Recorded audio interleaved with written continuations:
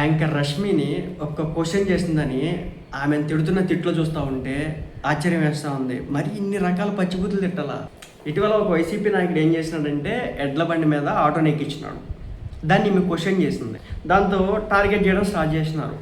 ఎడ్ల బండిని ఎడ్లు దేనికి వాడుకుంటారు? బరువులు మోయడానికి కాదా? బరువులు లాగడానికి కాదా? అలాగే మా దగ్గర ఏదైతే ఈ ఎడ్ల ద్వారా పందాలు వేస్తారు, దానికి పండగలు కడతా ఉంటారు, కడపలు ఇవి ఎక్కువగా జరుగుతూ ఉంటాయి. వీటన్నిటి గురించి నువ్వు మాట్లాడవా? ఇప్పుడు కళ్ళు మూసుకుపోయినాయా?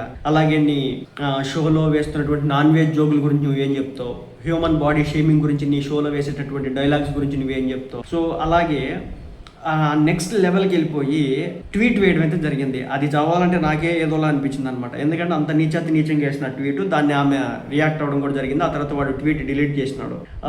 ఫస్ట్ నెరేటివ్ మార్చండి, ఆమెను ఎలా తిట్టారు అనే దానికి సంబంధించి ఆమె చెప్పింది ఎలా తిడుతున్నారని. బోకుముండ, ఎల్ముండ, నీ అమ్మని నీ డాష్లో యాసిడ్ వేస్తా, అలాగే ఆడవాళ్ళ రక్షణ గురించి మాట్లాడు, ఆడవాళ్ళకి ఆడ డాష్ చెప్తున్నారు, ఫస్ట్ ఈ మార్పు తీసుకొని రండి అంటే ఈ విధంగా బోకుముండా, ఎల్ముండా, నీ అమ్మ డాష్ నీ డాష్లో యాసిడ్ వేస్తా అంటే ఈ భాష దేనికి?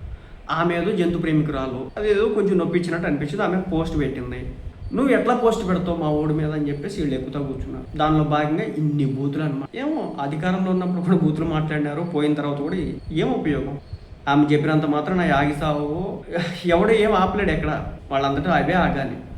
కాలమే సమాధానం చెప్పాలి దేనికైనా. ఈ పచ్చిబూతులా యాంకర్ రష్మింది ఎంత దారుణంగా బోకుముండా, నీ డాష్లో యాసిడ్ వేస్తే ఏంది దరిద్రం? ఇంత నీచానికి దిగజారిపోయి బూతులు